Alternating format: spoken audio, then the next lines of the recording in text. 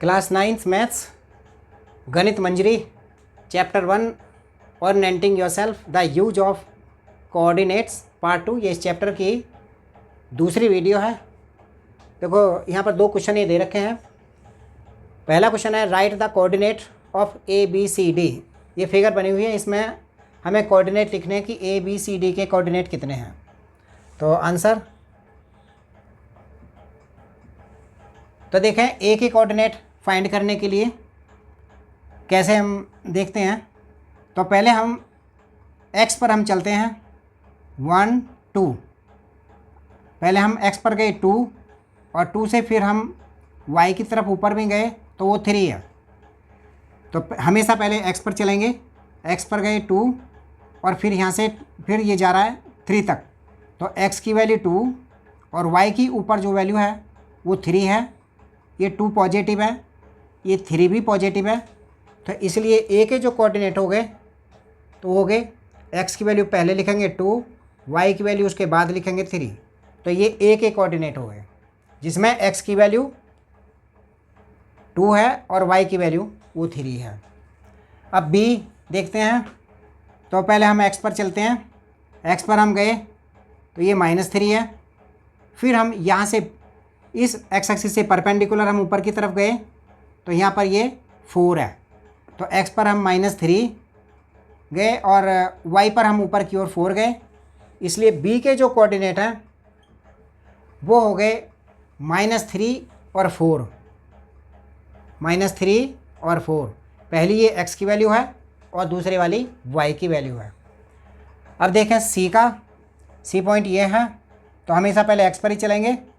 तो यहाँ से ओरिजिन से हम गए, x पर गए -2, फिर नीचे की ओर आए तो फिर ये 1 2 ये माइनस का है, यहाँ पर जो है माइनस का ये।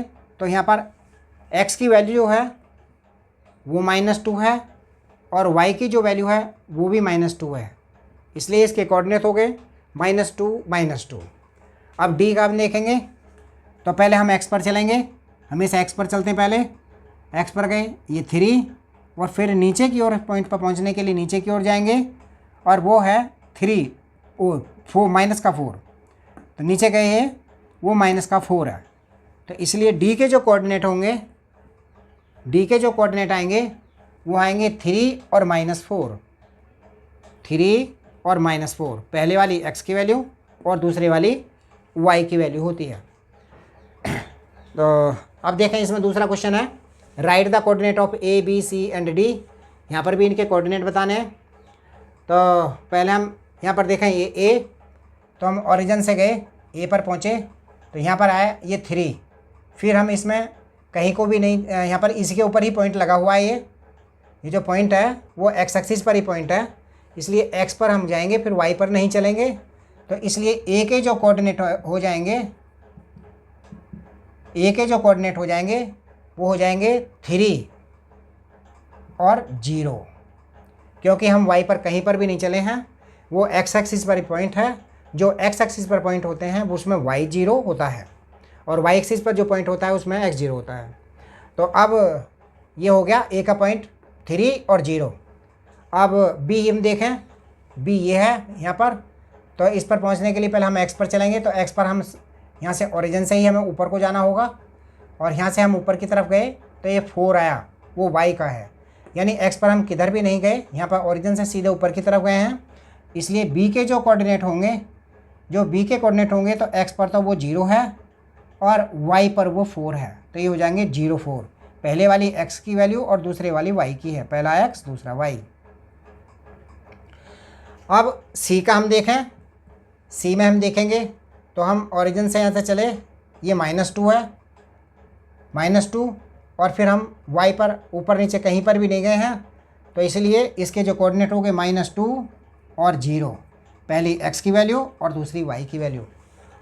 अब देखो ये d के पॉइंट फाइंड करने के लिए तो हम यहाँ से ओरिजिन से ही सीधे आएंगे।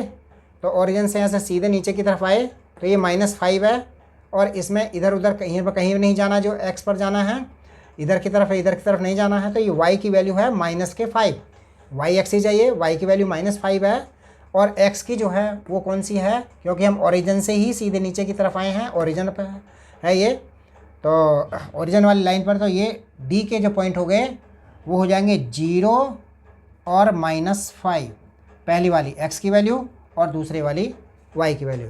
हमेशा याद रखें जो x एक्सिस पर पॉइंट होता है उसमें y 0 होता है, और जो y एक्सिस पर पॉइंट होता है उसमें x 0 होता है।